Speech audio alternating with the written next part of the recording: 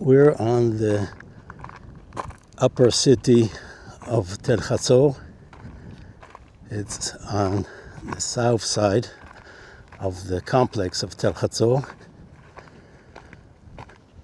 We'll start from the entrance, what is called the Solomon Gates.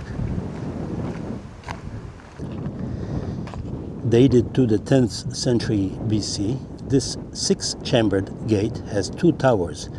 Similar gates have been uncovered at Megiddo and Gezer. A summary of King Solomon's activities indeed indicates that the king built Hazor, Megiddo, and Gezer, according to Kings 1:9-15. This is the gate, base of the tower, one on the south, one on the north, and three chambers on each side, 6 total. Each chambers serve both for military and civil purposes. So you can see those on the north side and those on the south side.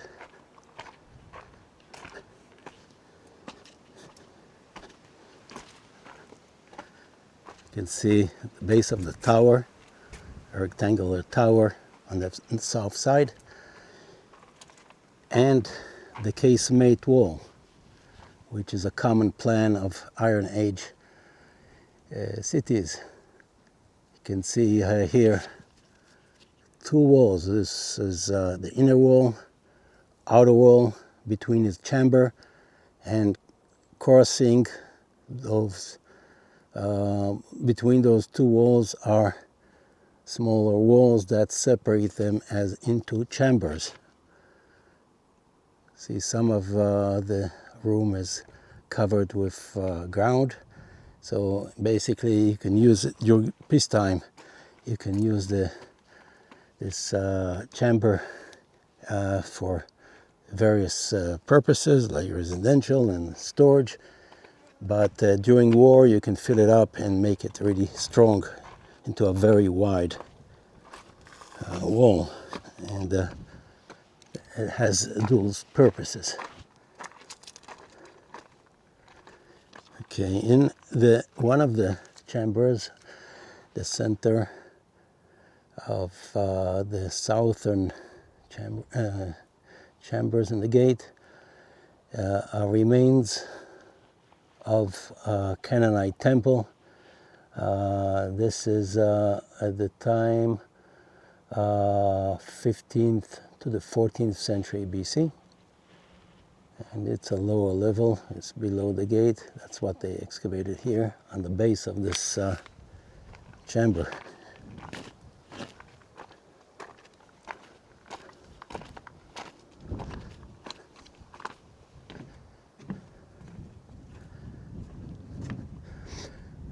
This is the eastern side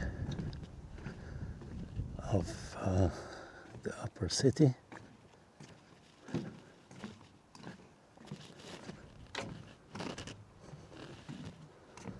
And on this side is the palace. Let's start with this structure here, close to the casemate wall.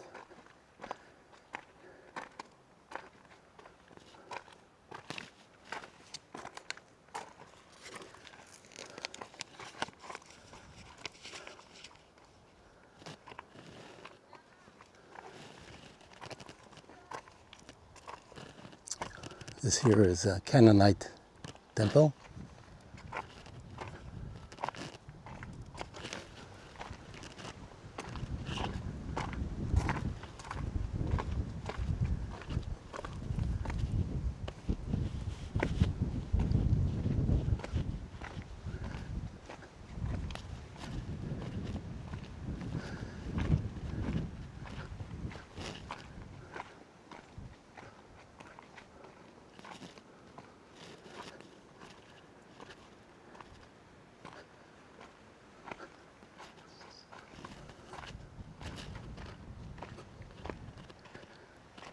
the impressive palace.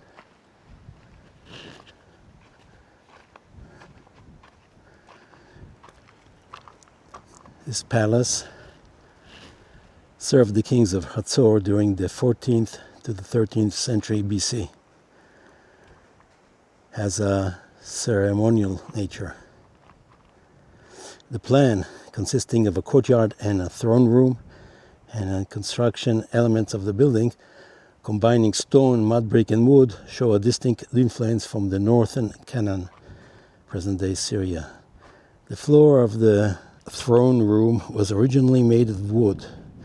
The present floor is reconstructed. It was destroyed by fire when Hazor fell, according to Joshua 11, verses 10 to 13. See the mud brick walls.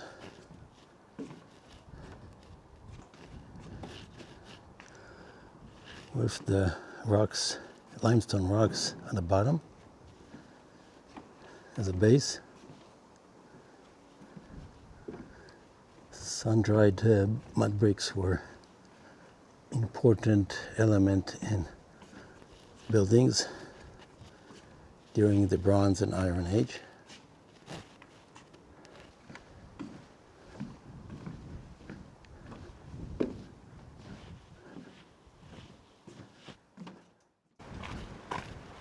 We'll enter the water system. This is an Iron Age 2 constructed water system during a period of Achav. And they dug a shaft into the mound to go down into the ground, getting to the groundwater level. And then they constructed a tunnel to get to the water and enable the residents to fetch the water. So, walking down the staircase is a view.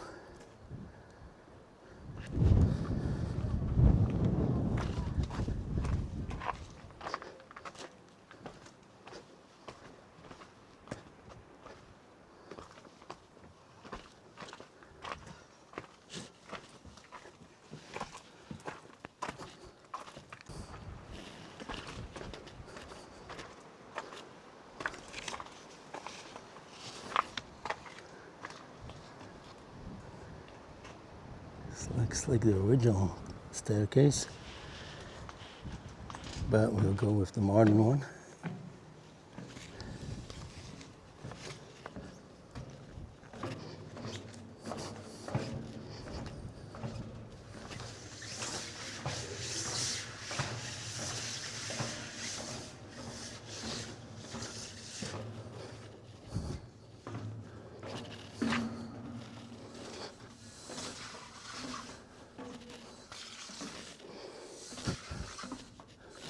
The flight of steps extends to the water pool. The steps are covered with rough, chalky plaster.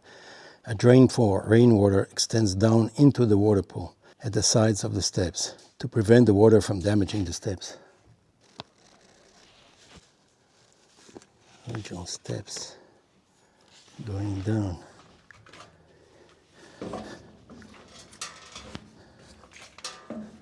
There are excavations now.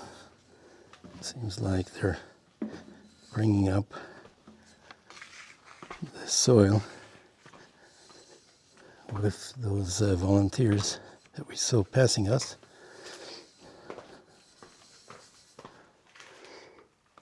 This is the modern steps and the ancient steps on both sides. And we're going down into the water system.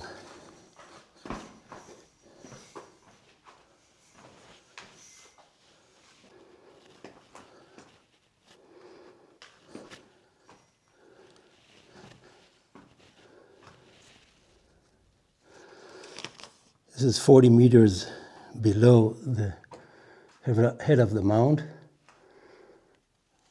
Here it says 46 meters. So, this water system was constructed during the 9th century BC by King Hav. You can see that this is the pool area, and with the steps going down and able to fetch the water that's coming from the stream, which is to the south side of us.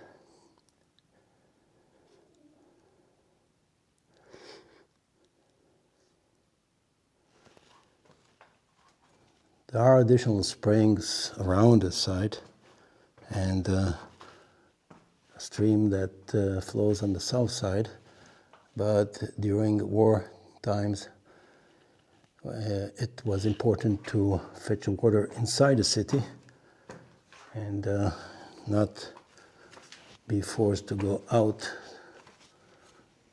through the siege walls. So this is a clever way for water supply to withstand the long months or years of the siege. All the major cities like Megiddo and other places had similar systems, water systems.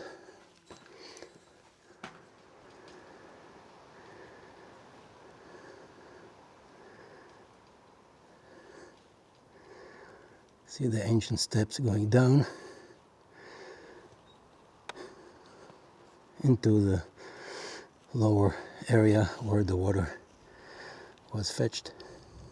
The trail continues to the remains of the Israelite period city on the southwest side of the complex.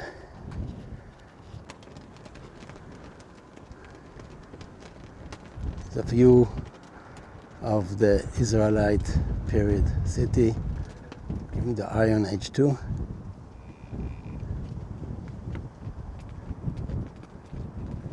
See the mound, it's protected on all sides, and to the north of us is the vast mound of the Canaanite city.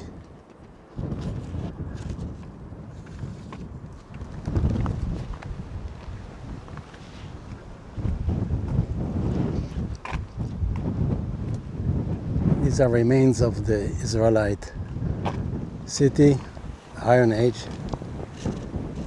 Below here are remains of a Canaanite temple.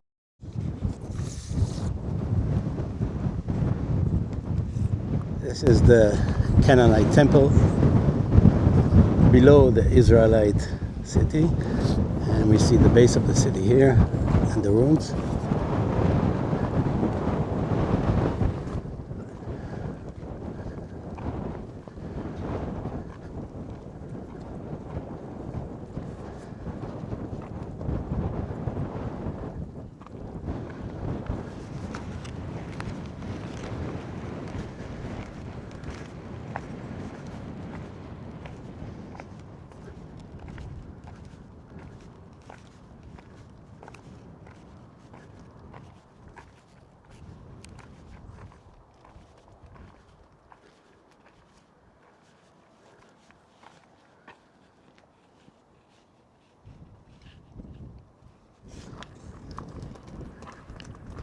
This tower on the northwest area of the mound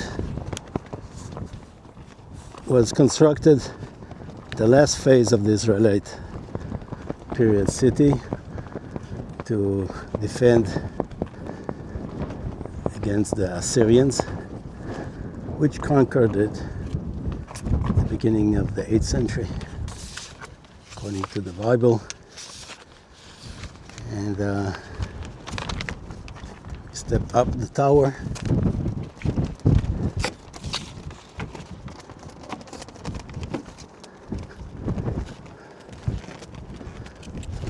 Tower has great views of the area. First we can see the mound, the Canaanite city mound on the north part of us,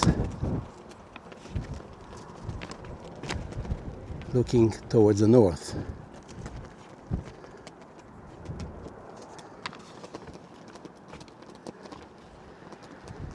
And looking towards the west,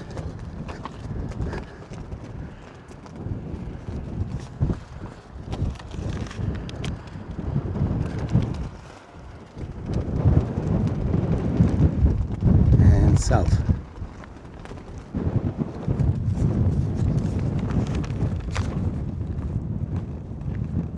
I'm walking along the northern wall.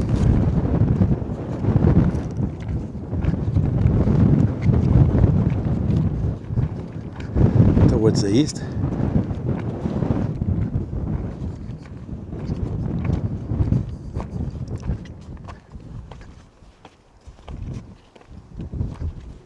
We see here a public structure typical of the Israelite period, divided in 3 long halls by 2 rows of pillars. This was used for storing grain. On the south side are 2 Israelite period structures, and their private dwelling that are on the side of the public structure.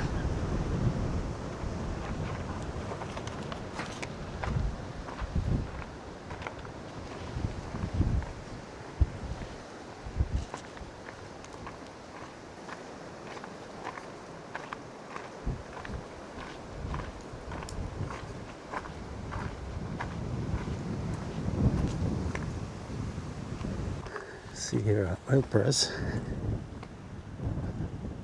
It's from the 8th century BC. The olives were first crushed, then placed in woven reed baskets, and then stepped atop the press bed. The pressure exerted the crushed olives by a wooden beam, from the end of which stone weights were suspended, extracting the oil. Then the oil flowed through a channel in the press bed and collected into a jar embedded in the courtyard floor.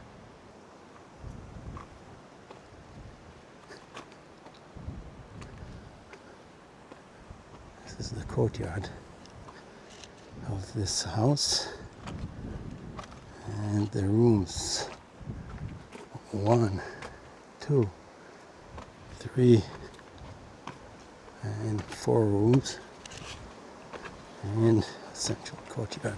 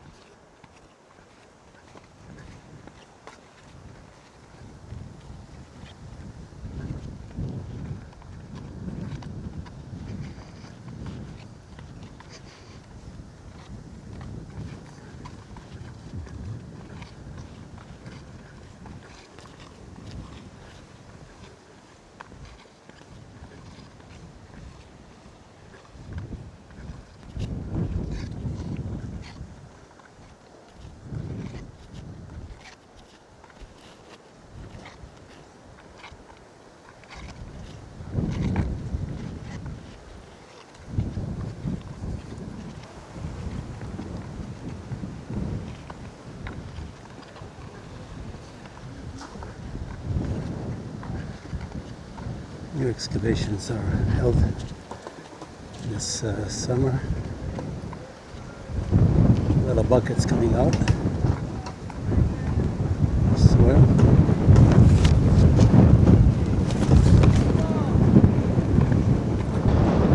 This area marks the meeting point of the upper and lower cities. Note the gateway between the two upright basalt door jambs leading into a paved plaza and a cultic podium. Similar cultic installations located at city gates were demolished during Joshua's religious reforms. 2 Kings 23:8.